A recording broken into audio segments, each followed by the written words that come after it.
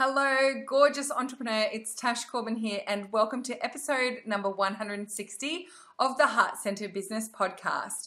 You can find all the show notes and a very special link at tashcorbin.com/160 for today's episode. Now, what I'm talking about today is what I do when money is tight or my income starts to drop in my business.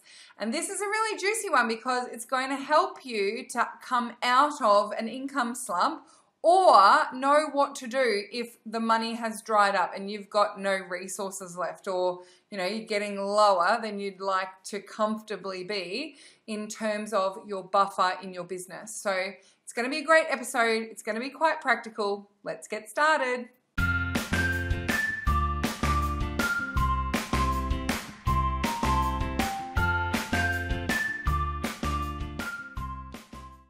Before I talk about the strategies that I use when income has started to dry up or I've started to see a dip in my income, I want to tell you that I know when my income has started to drop very quickly. I pay a lot of attention not only to my overall finances but also to my daily income because I know how important that is for my business. Now, if you are not tracking your income every single day, I want you to take that one strategy away from this today. One strategy, track your income every single day.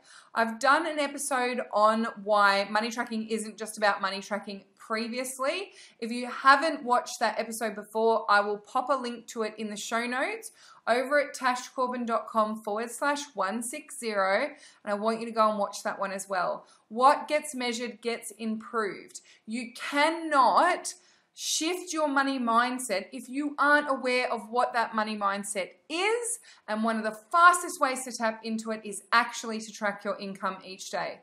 So make sure you go and check that one out and make a commitment to yourself that you're going to track your income daily. So let's get into the episode now because I wanted to make sure we got that one out of the way. And I want to share with you actually a little bit of an insight into what's happening behind the scenes for me in my business. And that is that I have had some increases in my business expenses and a bit of a decrease in my income over the last few months. Number one, we moved to Bali. Number two, I've taken on an online business manager to take a more senior role in my business. Number three, I've made some big commitments in terms of overhauling my website, my social media strategy, and also my Facebook ads recently. And another little insight as well is that when I was about to leave Australia and move to Bali, I auctioned off some spots on retreats. And so for the last 3 weeks that I was in Australia, instead of doing a big launch of one of my signature programs, I was facilitating retreats that I had sold previously, thinking once again that whilst I had a retreat going in my home, I could still totally be in launch for something else. No, Tash, no.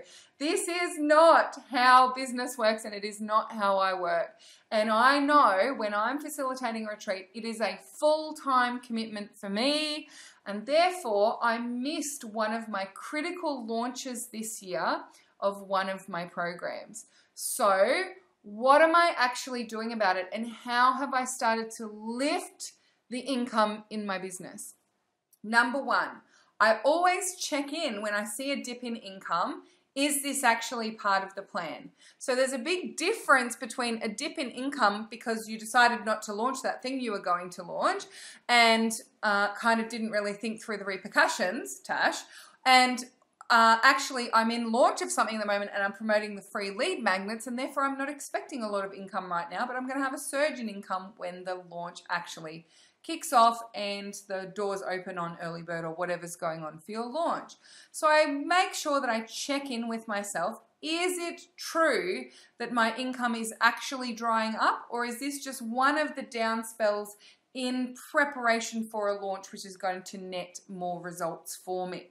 So that's something that I just get clear first and foremost, and that's step number one, is to look at, is this part of the plan? Now, something we do in the 100 Days of Color program, which I absolutely love and adore, is we do our money stacks. We look at what is your expected income for the next few weeks, and you stack it all out so you can see what's expected income, what's reasonable to expect income, and what's unexpected. What's not, what are the gaps there that we need to actually fill with unexpected income, or what changes do we need to make to your strategy to make sure that you actually do have some income coming in. So just checking in with the plan and making sure that you're clear on, is this part of the plan? Is this expected? Should I be worried or should I not be worrying about this would be part number one. Part number two, do you actually need to address part of your business strategy here? Have you set yourself up so that the only thing that you're offering is under $100 and you don't actually have the reach or capacity to make enough sales of that to hit your income goals?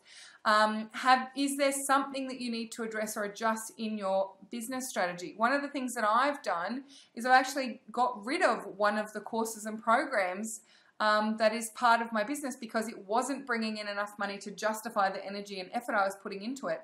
I've taken that effort and energy from that and put it into something else that actually does make great sales and is really good in part of my business model. So maybe there are some strategic things that you need to change up. You might need to increase your prices because you're working really hard and you've got lots of clients coming in, but you're not actually hitting your income target.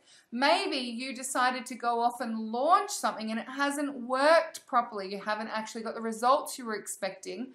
Are you going to therefore need to adjust your strategy moving forward to make up for that income deficit? Or are you able to ride it out and just keep going with the plan and say, well, that didn't work as expected, but I'm not going to change what I'm doing? So have a think about your business strategy and how it can be adjusted. That's definitely something that I do. First and foremost, once I've made sure, okay, this wasn't part of the plan, no, I do need to address something, I'll look at my business strategy first. Step number 3 is to look at my mindset. Am I wandering around going, money's tight, I need to hustle. Am I chasing people around the internet? Am I feeling really desperate? Am I starting to get really focused on making the money for no reason? Am I actually feeling like I'm aligned to that energetic, rich, abundant Tash who is calm and centered and high vibe and feels amazing? Or am I like just going crazy and being effervescent and vivacious all over the internet, thinking that that's me being high vibe, but really it's coming from a space of desperation? So I check in with my mindset. I have a lot of tools that I like to use. Number 1 is always I pull out the journal and do a little bit of journaling and check in with myself. Number 2, I do have a consistent emotional freedom technique or tapping practice that I do as well. So I might do some EFT. That I normally do it in the mornings in the shower, but I might just do a little extra bit of EFT and see if I can tap into what's going on and just check in with my mindset. I also, if I need to call on a practitioner to help, I have an EFT person that I work with, a kinesiologist, a hypnotherapist. So there are lots of strategies that I can use. I also do regular journaling with the fabulous Carol Brennan. So, I do have some practitioners that I can draw upon as well to help me if there is a mindset thing going on. Because a lot of the time, I find I'm able to deal with my mindset stuff in terms of my maintenance practice, but if something big's happening, something juicy's going on, I need to dig underneath it, I can be quite reluctant to do that. I can be like, oh, no, everything's fine. I just need to realize, I just need to get excited a bit, or I just need to this, or I just need to that. But really, I need a practitioner to help me really tap into what's going on and dig underneath and maybe help, really shift something big for me. Number 4, I do a fast money challenge. So you've probably heard me talk about the 7-day fast money challenge before. If not, I'll pop the link in the show notes, tashcorbin.com/160. But I find it's a really sexy 7-day process that works. It shifts my energy around money. It shifts my results. It creates more income for me. It gets me focused on income generating and business building activities instead of faffing about around the edges of my business. It makes me focus in my business and do the things that I know work for me as well. So I will talk a little bit about the Fast Money Challenge at the end of this episode of the podcast as well. for those of you who are interested, because we've got a new Improve Fast Money Challenge for you. Woohoo! Number 5, the last thing that I do is I increase my focus on long-term business growth strategies. Now, this might seem counterintuitive to you. If I've got a short-term cash flow issue, how is focusing on the long-term actually going to address what's going on? Well, number 1, it stops me getting into this situation in the first place.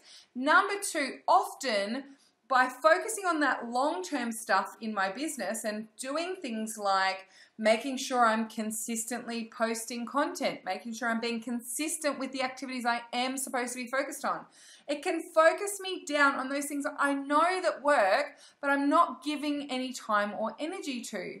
So as I spoke about with that those 2 retreats that I run, now no regrets in my business and no regrets on the things that I do, but the reason why I actually did the auction of those retreats was because I had a bit of a money tussle with my landlord back in Australia, and he changed his mind about an agreement that we came to leave the property on the 15th of July. And he said, no, you have to stay until the 15th of August. And so it was a bit of a knee-jerk reaction from me to go, well, I'm going to make some money out of this time then. I'm going to run 2 retreats. But actually what I had planned for that time when I was in Bali was to do a big launch of one of my signature programs. And so I didn't think about the implications then of focusing on being in retreat and not having the time and space that I was planning on having being in Bali to run that launch. And of course, that launch ended up being thrown out the window.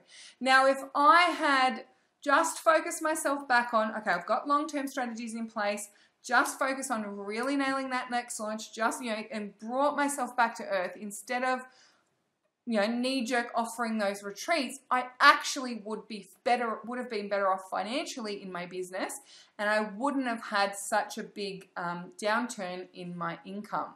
So I got the short-term income of selling the retreat spaces, but long-term, I actually sacrificed a bigger return on investment for my time in my business. So, I think it's really important for us to have these conversations. I'm happy to be 100% honest with you about how I feel about the things that I do and some of the mistakes that I make, because often we only see the sunshiny parts of those experiences. So I'll be honest with you, those retreats were super fun. It lit me up and it was such a fun experience for me. I loved the ladies that came on retreat with me. We had an amazing time. But also, on the other hand, the things that I had planned for long-term growth of my business didn't happen, because when I'm on retreat, I give myself 100% to those ladies. And I love doing that. And I know I'm better for them if I really focus down in the way that I serve them. So actually for me, particularly once I've done a 7-day fast money challenge and I've addressed the short-term stuff, I very quickly get onto doing some actions that are going to grow the long-term results of my business. So for example, I will check in on the social media strategy for the next few months, and are we all up in advance and sorted for content, blog posts and these podcast episodes? Have I got a Facebook Live schedule? Are my team clear on what the plan is moving forward? What is my long-term strategy for growing my mailing list, for growing my reach, for increasing conversions? Sometimes some of the things that I can do for the long-term stuff is rewriting those email sequences that I know are starting to get a little old and aren't necessarily converting well. It's improving the sales pages of my signature programs.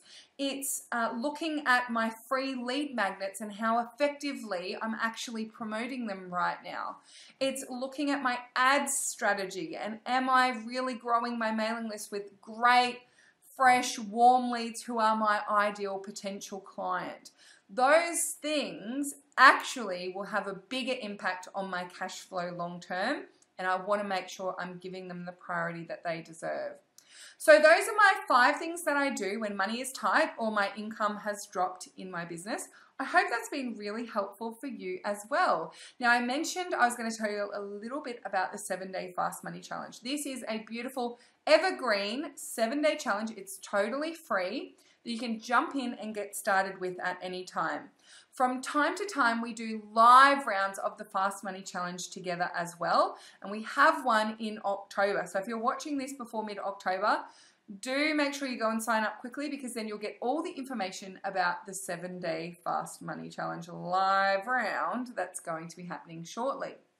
Now, what it involves is you go and sign up, and you will get get access to the 7 videos of the Fast Money Challenge. Now, if you're doing it self-paced, you just need to jump in and watch one of the videos each day, and those videos will take you through all the little actions that you need to do. Now, it's very simple. It's very easy. It's not called the 7-day Hustle for Money Challenge. It's not called the 7-day Hard Work Challenge. It's not called the 7-day Hard or Earned Money Challenge. It's called the 7-day Fast Money Challenge, and it brings together both the practical business strategies and ideas that will help you to increase your income with the magnetism and magic of the law of attraction. So we're bringing together mindset work and proven marketing strategies to help grow your income both in the short term and in the long term as well. Now, you can find all the details to sign up at tashcorbin.com/160. And if you haven't done the 7-day Fast Money Challenge recently, it is a new and improved, very, very special, extra easy version of the 7-day Fast Money Challenge. So do make sure that you go and check that one out. Thank you so much for joining me for this episode of the Heart Centered Business Podcast. Until next time, I've been Tash Corbin, and you have been a fabulous listener, and I cannot wait to see you shine, and I cannot wait to see you bring in that money. Bye for now, and big love from me.